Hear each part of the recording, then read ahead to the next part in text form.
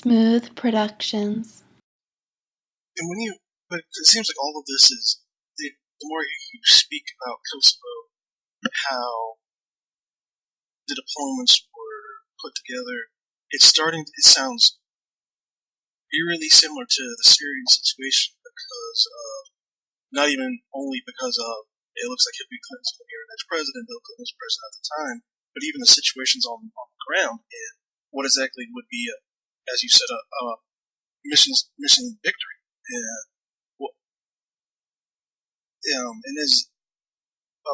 how do those parallel?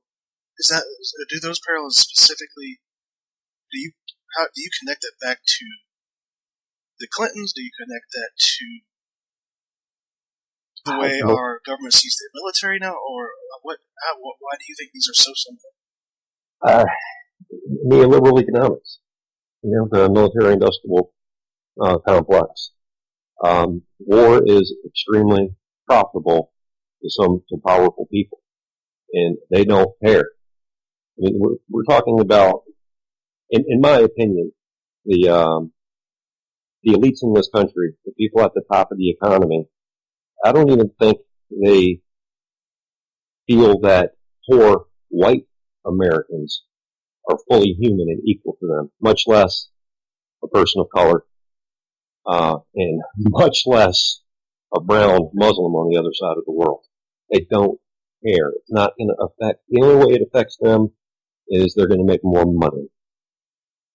So do you feel that the elites you speak of in politics care about the American troop? They care about us enough to use us as political props when it's to their benefit. But again, go through and look at legislation votes through the last several decades in Congress to expand veterans care or something of the like. And you'll see that very few of them have passed, and most of them have been defeated by the Republicans. And now, while Bernie Sanders never served and didn't want to serve in Vietnam, I blame him, the man, no one in Congress, I don't think anyone in the entire congressional history of the United States has done more for veterans than Bernie Sanders has, both in the House and in the Senate. And as a veteran, why do you say that? He appreciates us. That's why I was so happy that he was in the race this year. It's like, here's a guy who backs up, who talks the talk and walks the walk and has my back. And when he says, "Thank you for your service," tears come in my eye, and I'm happy to hear it. And that brings up a very interesting point, because "thank you for your service" is something that is repeated a lot, but in off-the-record conversations I've had with other military personnel, that it doesn't always come off the way I believe the majority of American citizens feel it does. And when you hear "thank you for your service," what does that directly mean to you? It feels hollow. It's like if there's a flood somewhere, and say a prayer for Greenville. It doesn't do anything. But once the person says it, they feel like they've accomplished something, and check the block. I say it feels hollow because that's about as far as most people go. They don't vote on veterans issues, and they don't have to, of course. But that's about it. Because I have to live with you civilians. I'm not mean to anyone who says it. And my common response when someone says "thank you for your service," I say, "You're welcome. I did it for you." And then I look at them to see if they get what I just told them. And maybe we'll have a conversation, or maybe we won't. On average, how many individuals would you say understand your response? 1 in 10. 1 in 10? That's it? Yeah. I get a lot of, but I didn't know you. And I'm like, yeah, exactly. You're not hearing what I'm saying. I volunteered for the most dangerous job in the military, expecting to be killed. So you didn't have to. So you didn't have to get drafted to go do it against your will. I mean, and we still have an all-volunteer army that's been fighting 2 wars for 15 years. So that immediately makes me think of, I know we only have about 9 minutes left today, but that brings up the Colin Kaepernick situation and the others across the country who have taken a knee, or some even have did a die-in during the national anthem. And we've heard a lot from individuals like Tommy Lauren and a lot of far-right conservatives who will say that this is directly disrespecting the troops, and if you don't like America, to leave. What is your opinion on that and on the protest itself, and what is your opinion on what it seems like non-service members or non-veterans speaking for the military as a whole? It's attacking his patriotism is an easy ploy to not talk about why he's doing it. It's to scream that he's unpatriotic, so they don't have to look to acknowledge that we have a problem with the number of police shootings that happen in this country, especially to unarmed black men. They're screaming this so they don't have to talk about that other thing. That's my take on it. Me, I'm all for what he's doing. It's nonviolent. It's a protest. I participated in the Veterans for Kaepernick Twitter thing when that happened. When I was a platoon leader, 35 men, I'm a white guy.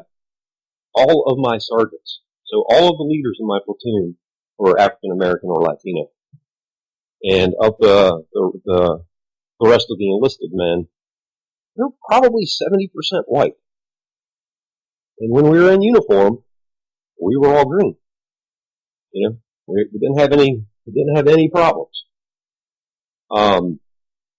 I served with people of color. They were my brothers. I fought with them, for them. They did the same for me. We swore oaths to the Constitution. The Constitution guarantees free speech.